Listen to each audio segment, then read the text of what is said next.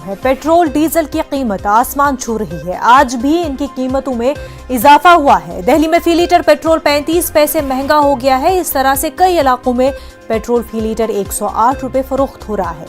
दिल्ली में पेट्रोल 98 रुपए और मुंबई में 104 रुपए फी लीटर फरोख्त हो रहा है।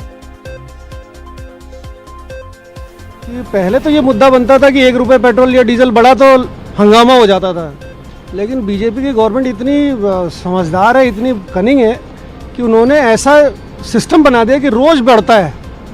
तो रोज़ जो बढ़ता है ना, पब्लिक उस पर रिएक्ट ही नहीं कर पाती। हमें पता ही नहीं लगता आज कौन सा रेट कल कौन सा, दिमाग लगाना ही ख़त्म हो गया।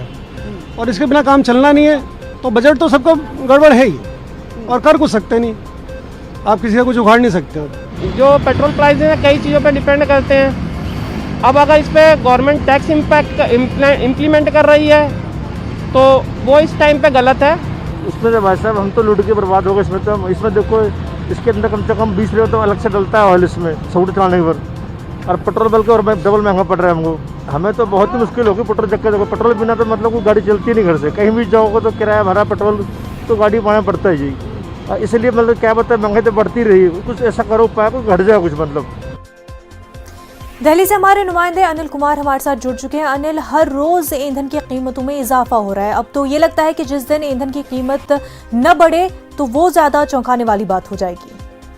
निश्चित तौर पर इस तरह से हम देख रहे हैं कि पिछले कई दिनों से जो लगातार पेट्रोल डीजल के दाम बढ़ रहे हैं, और आज भी पेट्रोल जो है रिकॉर्ड स्तर पर है और डीजल भी रिकॉर्ड स्तर पर देश में बिक रहा है। अगर हम बात करें सबसे रिकॉर्ड स्तर की, तो राजस्थान के श्री गंगानगर में आज जो पेट्रोल है 109 रुपए 31 पैसे प्रति लीटर पर बिक रहा है। वहीं डीजल 101 रुपए 85 पैसे प्रति लीटर पर बिक रहा है। यानी जो आज तक देखा जाए भारतीय इतिहास में ऐसा पहली बार हुआ है जब पेट्रोल ने 109 रुपए को पार किया है। अब रही बात इसके कारणों की, तो जिस तरह से देख रहे हैं अंतर्राष्ट्रीय बाजार में ब्रेंट क्रूड जो ऑयल के जो प्राइस हैं, अंतर्राष्ट्रीय बाजार में जो कच्चा तेल का जो व्यापार होता है उसके जो देखे तो आज भी 76.18 डॉलर प्रति बैरल पर कारोबार कर रहा है। वहीं अगर हम मुद्रा की बात करें, जो जिसपे हम सबसे ज्यादा खरीदारी करते हैं, क्योंकि 80% से ज्यादा अपना जो पेट्रोलियम प्रोडक्ट है वो हम इंपोर्ट करते हैं, तो ऐसे में जो डॉलर पे करते हैं उसमें भी 72 रुपये 20 पैसे प्रति डॉलर पर कारोबार कर रहा है मुद्रा बाजार में। तो ऐसे में ये दो सबसे बड़ा फैक्टर होता है। और तीसरी जो सबसे बड़ी फैक्टर होती है कि इसकी किस तरह से अंतर्राष्ट्रीय बाजार में पेट्रोलियम प्रोडक्ट की मांग भी है, क्योंकि जिस तरह से आर्थिक गतिविधियां धीरे धीरे अपने पटरी लौट रही है विभिन्न देशों में, तो पेट्रोलियम प्रोडक्ट के दाम बढ़े हैं। लेकिन अब सिर्फ एक ही आसरा है जो सबसे इसको नीचे ला सकता है, वो है ईरान पर लगा प्रतिबंध जो है वो अमेरिका वापस ले ले। तो निश्चित तौर पर ये जो ब्रेंट क्रूड है जो 76.18 बैरल प्रति डॉलर के हिसाब से कारोबार कर रहा है, घट करके 60 से 62 आ जाएगा। तो ऐसे में बड़ी राहत लोगों को मिल सकती है, लेकिन अभी उसमें काफी अनिश्चितता है, उसमें कुछ कहा नहीं जा सकता।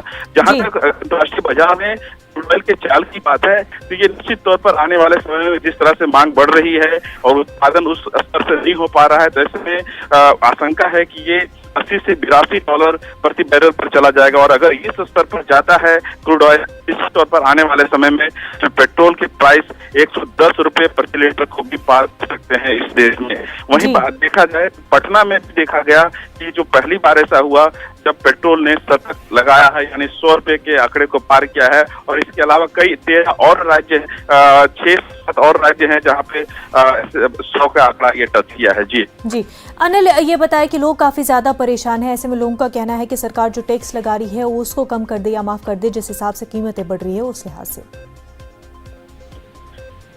मैं आपको बता दूं कि जहां तक टैक्स की बात है, तो निश्चित तौर पर सरकार ने भारी भरकम टैक्स लगाया हुआ है, चाहे वो केंद्र सरकार की एक्साइज ड्यूटी हो या फिर राज्य सरकारों का वैट हो। तो इसके अलावा इस पे उपकर भी लिया जाता है। यानी आप ऐसे इस तरह से समझ सकते हैं कि करीब 33% ऐसा होता है कुल प्राइस का पेट्रोल का, जिसमें वो बेस प्राइस होता है, यानी पेट्रोल का एक्चुअल प्राइस होता है।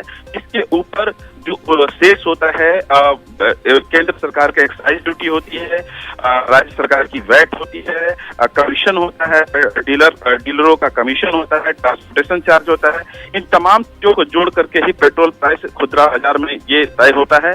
तो ऐसे में सरकार को अब इस समय अगर राहत नहीं देती है, ये एक सवाल उठता है कि आखिर सरकार इस पे राहत देगी, एक्साइज ड्यूटी कब इसमें कम करेगी, कब राज्य सरकार वैट कम करेगी, जब जनता त्राही मांग कर रहे हैं, लोग जो है कराह रहे हैं जिस तरह पेट्रोलियम प्राइस को देखते हुए। बिल्कुल, एक तो कोरोना का दौर और उस पर महंगाई की मार। बेहद शुक्रिया अनिल आपका। नाजरीन, इस वक्त एक